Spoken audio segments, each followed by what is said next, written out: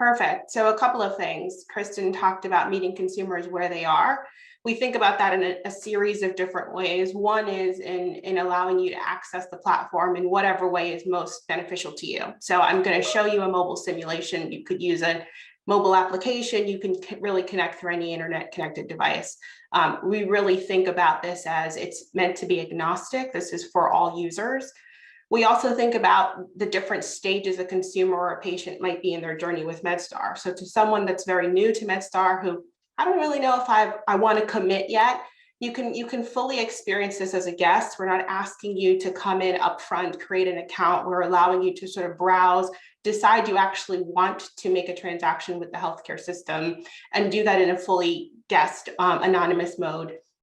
However, for those who are further along in their relationship with Medstar, who are interested in creating an account, they can do so pretty easily. And there's some unique benefits that come along with that I'm going to show you today. Before I jump into that, the other thing is, we recognize that there's a little bit of fatigue in the market. Everyone has about 1,000 apps. If you're in healthcare already, you're using patient portals. So we wanted to make that also easier for our consumers. So if you have an existing patient portal account with Medstar Health, until such a time where the portal is fully subsumed within the platform, we allow you to use your credentials so we can port your information over to make your experience more seamless.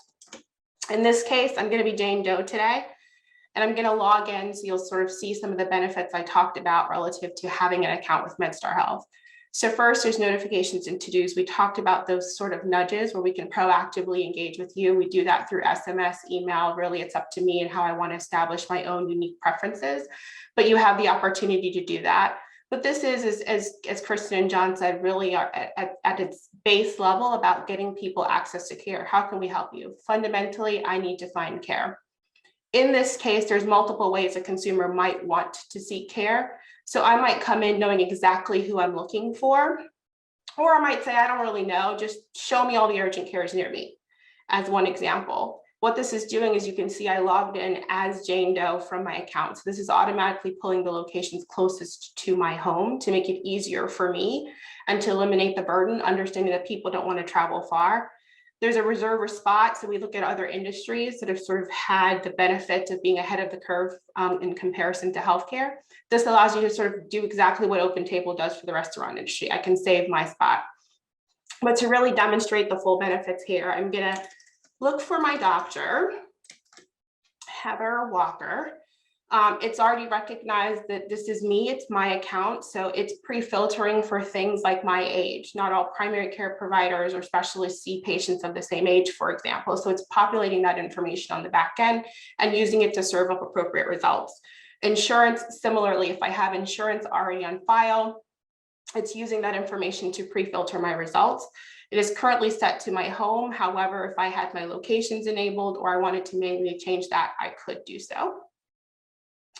So now I'm going to search. Heather's here. I can see that she's very close to me and she's available today.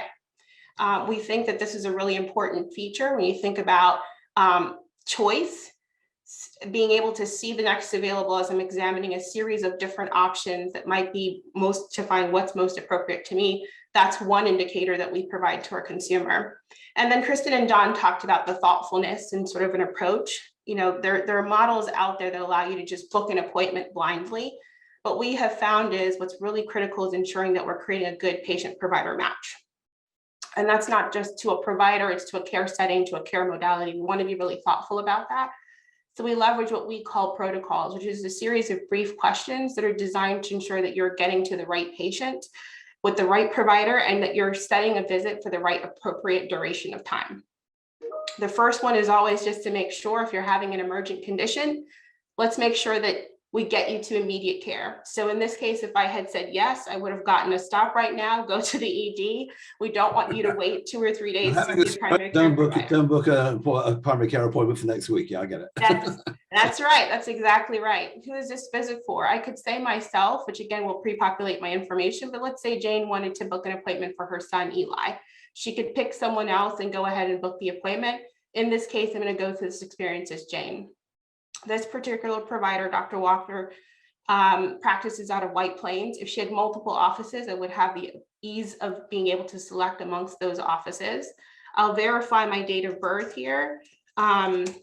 Again, this is just another checks and balances to make sure we've got the appropriate information as we're pre-populating more and more of this experience. I'm going to say, yes, I've had an established relationship with this provider. Insurance allows us to do things like, for example, I have private insurance in this scenario. If I were to say I had Medicare, for example, or Jane has Medicare, this would allow us to ensure that when Jane picks a annual physical, it's filed as a Medicare wellness visit so that she can get the credit that she needs. And then again, do you need an interpreter? This is designed to ensure that if I were to say, yes, I want an interpreter, we extend the duration of time that you have with the provider to make sure that you're going to get the sort of quality of care that you need and the attention that you need. In this case, no interpreter necessary. I'm going to say that I have a new problem. I've got lower back pain. Now it's thinking about modality. Because I said I had a new problem or concern as opposed to something like an annual physical, I have the choice to choose between an in-person or a virtual visit. This is all customized based on the exact sort of reason for visit that the consumer provides. In this case, I will say that I've got an in-person visit. This is actually calling in real time to our scheduling system. So this is all accurate availability. I can select from the times that are already shown. I can see additional options. But if I were to say, I really want to go on a Wednesday, because that's what works best for my schedule, I'm off on Wednesdays, I could do that as well if I wanted to. Now it's showing me the options for Wednesday. I'm going to say 8:30 is great for me. You're seeing here that all the information is pre-populated. If I were to add a third thing that consumers are looking for based on our experiences, they want to feel like you know them. When you have a relationship with me, don't treat me like I'm somebody new.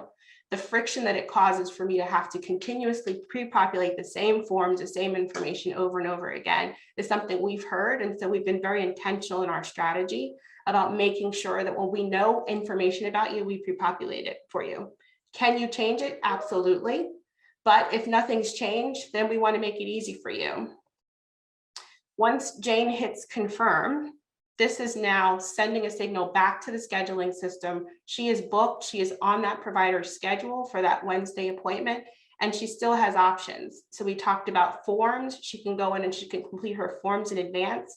If I chose not to do my forms right now in this moment, we would use nudges to remind Jane of the benefits of doing her forms before her visit so that she can have a more seamless check-in experience.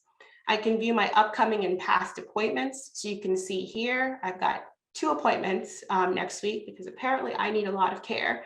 But if I had appointments in the past, I can easily view those and access the details surrounding those appointments. I've got the flexibility to cancel or reschedule the appointment as needed. And we use a concept called waterfall. And so what that means is, for example, if I were to wake up on, let's say, Wednesday morning and my car doesn't start and I can't make it to my appointment, I go in to cancel and I say I've got transportation issues. It's going to offer me the opportunity to meet with my provider virtually because the reason I was coming in for is appropriate for a virtual visit. And so we're constantly thinking about ways to ensure that it's very easily for a consumer to come in, find what they need, and then feel that they are in control of sort of managing their health and wellness end to end. You know, you talked earlier about sort of the systems working in the background. If I'm doing a video visit, that's launching the Bluestream technology. We're integrating with our legacy systems like IDX, with our Cerner EHR system in the background. All of that data that John talked about liberating is flowing freely through this platform through various features that are being rolled out over time to create a more and more personalized and seamless experience for the consumer end to end. Yeah, Matthew, just to add on, Yeah. you know, when we think about digital transformation, one of the key success profiles of digital transformation is to move away from considering our EHR databases or others, our full system of record. A decentralized database is becoming more essential because data points right now for consumers are stored in at least 70 different places. And so when we think about even just the core systems, as Katharina talked, you know, they have Cerner, they have telemedicine that is separate, they have, you know, other types of technology solutions that get integrated. Giving consumers one simple experience, even if there's 80, 90, or 100 different connections flowing through the back end, makes it a lot more frictionless for consumers, and they don't have to have yet another login and password. And that's what I mean when I say the thoughtfulness around digital transformation. You can see that there was a lot of time, energy, and effort and thoughtfulness put into making it very seamless for consumers, because it looks to them like one platform, even though there's probably, oh, I don't know, Katharina, 1,000 different types of feeds and data points that go behind it.